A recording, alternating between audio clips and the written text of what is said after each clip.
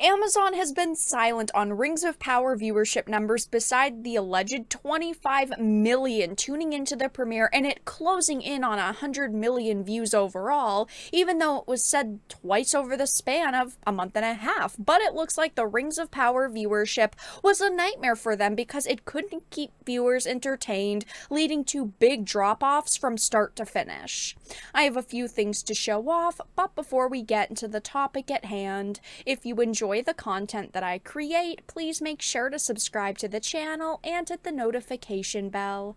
Follow me on social media like Twitter or mine so that you can see when my content is posted. And of course, if you do really enjoy the videos and the live streams that I create, please consider becoming a Dark Titan via Patreon for just $1 a month or support the channel via YouTube memberships. All of the links are in the description, and of course, I do really appreciate all of the support.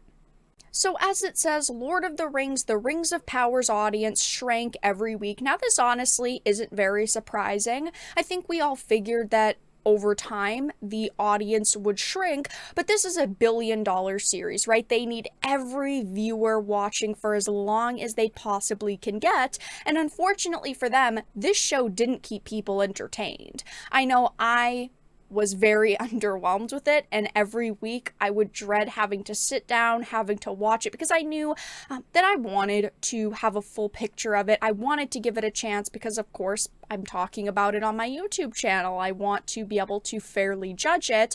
Maybe it would have surprised me, I thought, but unfortunately it didn't. It was a massive disappointment. So, it says new reports show that the viewership for The Rings of Power contracted every week during its inaugural 8-episode run.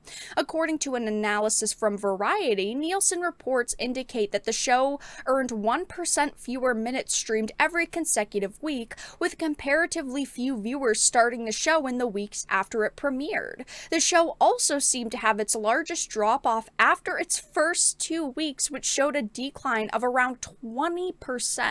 This suggests that a good amount of viewers who streamed it early on gave up on it pretty soon afterwards, and this is terrible for them. As it says, it dropped in the first 2 weeks, meaning you watch the first 2 premiere episodes because they released on the same day at the same time, and then a week later the same people came back to watch the 3rd episode thinking, oh, I'll give it a little bit more of a chance, and then that was it. They didn't return to finish the show. I mean, everything with this series didn't work in my opinion. I was underwhelmed with everything, even though some elements were good at times, like the CGI was good at times, the music was good at times, a lot of the good shots were reused, a lot of the good music was reused, and even those things that I could give a bit of credit to, I can't give all that much credit to.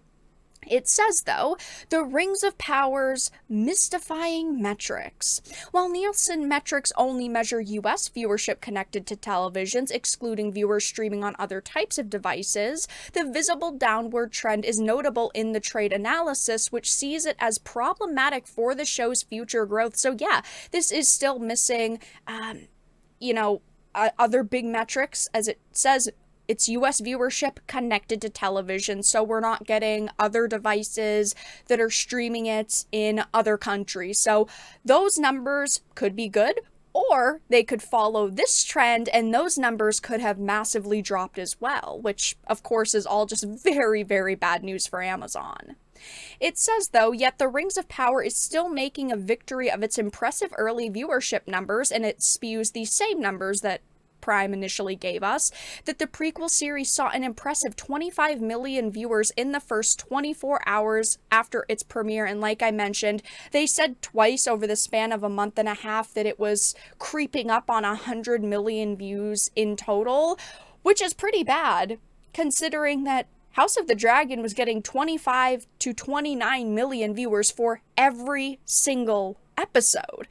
I just do not think that the Rings of Power did it with consumers, and that is so sad to say because I said months, a year ago, when we found out these two shows were going to be battling during the same time frame with each other, that Rings of Power should beat House of the Dragon. Okay, it's Tolkien's work, it's Lord of the Rings marketed, It's got so much more money thrown into it. Rings of Power should have won easily. I ended up watching both of these shows and enjoying House of the Dragon much more than I did the Rings of Power.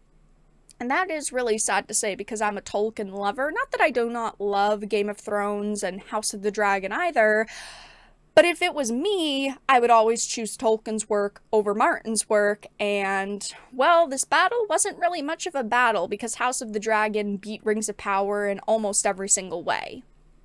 Viewership numbers, social media talk, ratings on things like Rotten Tomatoes, IMDb. I mean, House of the Dragon just beat Rings of Power over the head. The article does also bring up Season 2. We do know that Season 2 is greenlit, it's in production, they are going to be filming soon. I'm pretty sure that they start filming next month from what I remember hearing. So they are going ahead with Season 2.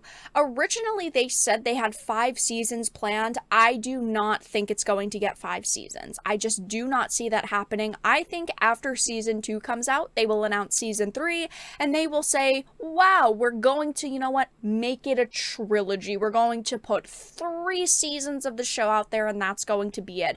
They cannot shove this much money into 5 seasons of a show that didn't even bring people in for season 1, never mind season 2, season 3. They have to keep people interested in the content they're releasing, and we know there's going to be a massive amount of time between even just season 1 and season 2. They said that it should be coming out at the end of 2024, and a lot of people think that that will end up being turned into 2025. So I just don't think that there's any kind of possible way they're going to go 5 seasons with this series. But it says Weber wasn't the only one who made big promises for season 2. The co-showrunner Patrick McKay said that the new season will be bigger and better on every level by an order of magnitude. The way that they're trying to bring viewers back is that they're saying they're going to follow the source material, they're going to stay true to the canon, they're going to make it what people expected season 1 to be, which is absurd because they've already changed so much around and they've already retconned so much in one season of this trash show. There's no way that they could go and follow the source material all of a sudden. I have no clue what they're actually going to do with season 2, but I know I'm personally not very interested in it. I just don't see a way that these writers, producers, executives can make this show any good unless, of course, they fire all of those people, bring in the individuals they should have gotten for the first season who actually care about Tolkien's beloved creations, and they change everything around. I just don't really see Amazon doing that at this point. There are some rumors circulating that these showrunners are going to be sidelined, but they are still going to be doing something creatively behind the scenes, but ultimately that is just a rumor. Take it with a grain of salt. But yeah, as you can see, we were right, and Rings of Power's audience did shrink every week, leading to, I'm sure, a bit of panic behind the scenes for Amazon.